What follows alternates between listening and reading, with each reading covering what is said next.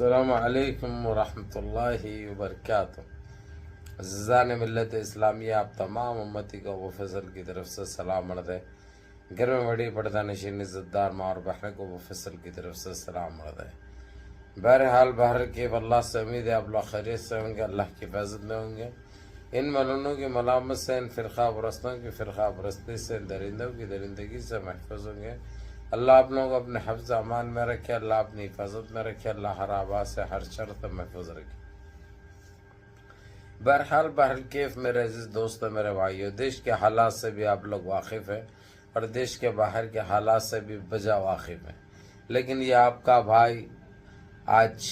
دیش کے باہر کی پہلے خبر سناؤں گا، جو کہ جی سی سی میں جو ہلچل چل رہی ہے ایران اور ترکی کو لے کر۔ اب بیچ میں او آئی سی کی طرف سے جو اقدامات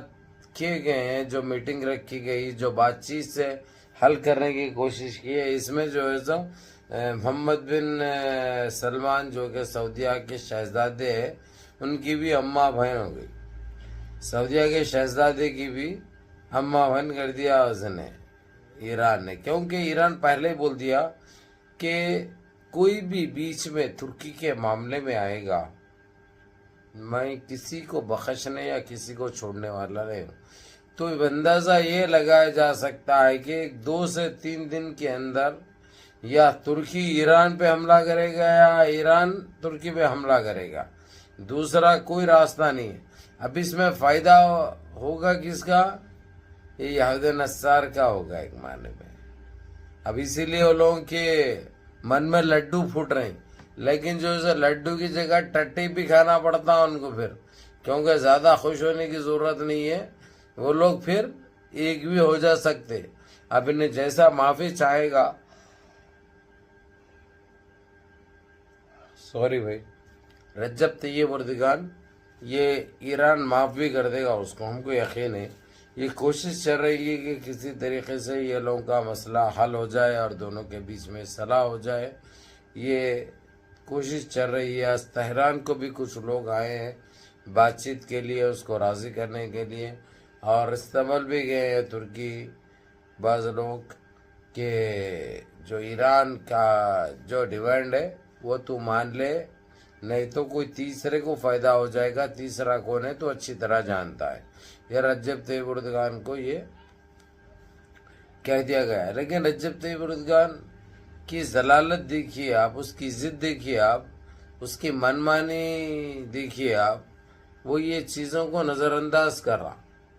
انہیں یہ بھی نہیں سوچ رہا کہ اس کا ہٹ جانا نہیں بہت بڑا نقصان اٹھانا پڑتا ہے اس کو، جبکہ جو عوام جو اس کو چاہتی تھی، جو اس کی پاگل تھی ایک ٹائم پہ، وہ عوام خود اس سے نفرت کر رہی، کیونکہ اس کے کارنامے، کیونکہ اس کو معلوم ہے یہ ٹائم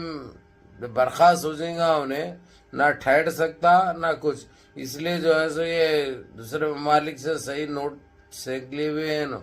اس لیے انہیں سب الٹے سیدھے کام کر رہے ہیں۔ یہ ان کی پبلک کو بھی پتہ چل چکا ہے اور اس کی اپوزیشن کو بھی یہ چیز کا علم ہو چکا ہے، اس لیے اب اس کا ساتھ دینے کے لیے کوئی نہیں آ رہا ہے۔ تو یہ چیز ایران کے پرائم منسٹر کو رکھی گئی ہے ان کے سامنے کہ یہ اس سے نقصان ترکی کی عوام کا ہوگا، کیونکہ یہ تو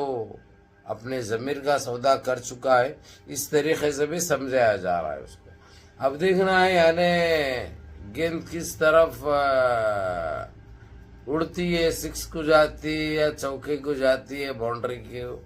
یہ دیکھنے لائق ہوگا۔ لیکن جو انہوں خوشیاں جو منا رہے تھے، ان کو صاف کہہ دیا ایران کہ تم لوگ کوئی بھی ایسی چیز ذہن میں لانے کی ضرورت نہیں ہے۔ اب اگرچہ ہم جب تیرے کو معافی چاہتا ہوں بھائی، کیا بات ہے کہ صبح سے یہ حال ہے میرا، جو ہے سو اٹھے جب سے نیند سے، جوائیں جوائیں جوائیں جوائیں جوائیں جوائیں